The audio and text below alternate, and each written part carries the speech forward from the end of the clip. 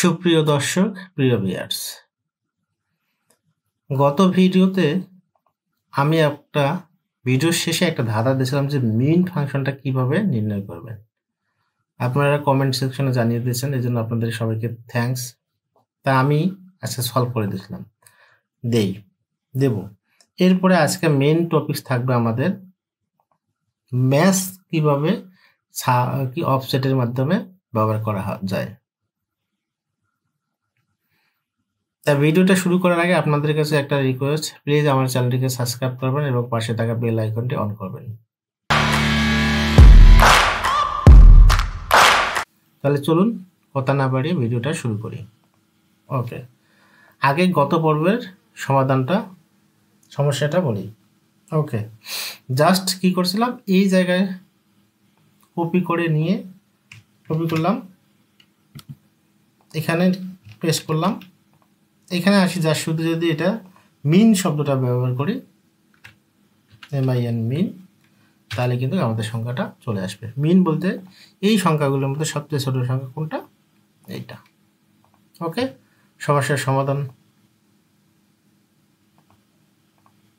আজকে। আচ্ছা, আজকে আমরা কি ব্যবহার করব? আজকে আমাদের প্রধান কাজ হচ্ছে এই ম্যাথ শব্দটা ব্যবহার করা। আচ্ছা, অফসেটে কিন্তু যতগুলো আমাদের ফর্মুলা আছে সব ফর্মুলাগুলো ব্যবহার করা যায়। আগামী ভিডিওতে বা নেক্সট ভিডিওতে দেখব ম্যাথ এবং ম্যাথ মানে ডাবল ম্যাথ কীভাবে ক্যালকুলেশন করে, আর ছন্দের মাধ্যমে কিভাবে এই রাশিটাকে প্রেজেন্ট করব সেটা দেখাবো। চলুন তাহলে আজকে আমরা ম্যাথসটা শিখি। ম্যাথসের বেসিক আজকে শিখব, আগামী ভিডিওতে ডিটেলসে আলোচনা করব। ওকে, তাহলে ম্যাথসটা আমরা কি হয়, আগে একটা ম্যাথসের একটা উদাহরণ দিই। ম্যাথসে আমরা কি হয়, একজ্যাক্ট রাশি বাইর করে। আচ্ছা, ম্যাথস আমরা এখানে কি সাপোজ মনে করেন এই রাশিটার মানটা বাইর করব। প্রথমে কি লুকআপ ভ্যালু এই বাইর করলাম। এটা আছে রেঞ্জ, কোন কতটুকু জায়গার মধ্যে যাচ্ছে সেটা। এরপর 0 দিলাম। তাহলে দেখুন কি 5 নম্বর রোতে ম্যাথ শব্দটা আছে। এই যে 1 1 2 3 4 5, এই যে দিশা 5 নম্বর রোতে এটা আছে। তা এই জিনিসটা আমরা অফসেট ব্যবহার করে কিভাবে নির্ণয় করব সেটা দেখাবো। ওকে, তার আগে আমরা একটা কি করি, এখানে একটা ড্রপ ডাউন মেনু বা ডাটা ভ্যালিডেশন তৈরি করে নিই। ওকে, তা সংক্ষিপ্তভাবে করলাম আমি। ঠিক আছে, ড্রপ ডাউন মেনু বা ডাটা ভ্যালিডেশন কিভাবে ব্যবহার করে এটা আপনারা সবাই হয়তো বা জানেন, তাই বেশি কিছু বললাম না। আচ্ছা, এই জিনিসটা আমরা এখানে কিভাবে ব্যবহার করতে পারি, এই দিশাটাই আপনাদেরকে দেখাই। তাহলে এই জায়গায় আমরা ম্যাথসটা ব্যবহার করবো। ওকে, আগে অফসেট দিলাম। প্রথমে হচ্ছে রেফারেন্স নাম্বার ধরবো। ঠিক আছে, ধরুন এই রেফারেন্স নাম্বার ধরলাম, এইটা থেকে শুরু হবে। এই জায়গায় যে রেফারেন্স নাম্বারটা দিলাম, এই রোড জায়গায় আমরা কি করব, ম্যাথ শব্দটা ব্যবহার করব। ওকে, রোড জায়গায় ম্যাথ সংখ্যাটা ব্যবহার করব। তাহলে এখানে ম্যাথকে কল করার পরে লুকআপ রেঞ্জ আমরা এই যে এখানে যেটা কি এই জায়গায় যেটা আমরা ড্রপ ডাউন মেনু তৈরি করছিলাম সেটা আমরা লুকআপ রেঞ্জ হিসেবে ধরি। এরপরে আবার লুকআপ রেঞ্জ, তা আমাদের এই জায়গা থেকে শুরু করে এই পর্যন্ত দিলাম, মানে জায়গা রেঞ্জ যতটুকু আছে এটা, এবং 0 দিলাম।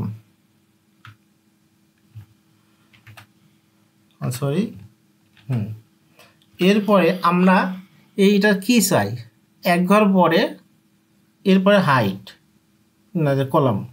ঠিক আছে, এই কলামটা আমরা এক ঘর পরে চাই, তাহলে এক ঘর পরে দিয়ে ওকে করে দিলাম। তাহলে কি দেখেন, এর আগে কি হবে, এইটার পরে এই জিনিসটা আসছে।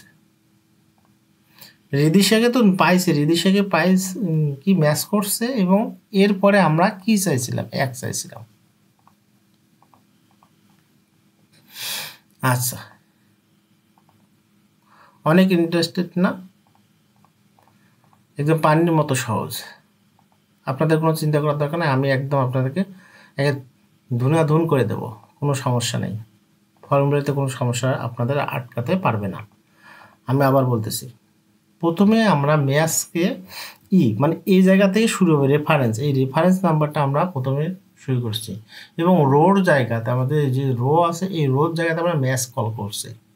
ম্যাচ বলতে এখানে যে ম্যাচটা আছে, এই জিনিসটাকে আমরা একটা ফাংশনের মাধ্যমে, এই ম্যাচের মাধ্যমে কল করছি। কল করার পরে এই রেঞ্জ যত দু জায়গা আছে সেখান থেকে শুরু করছি।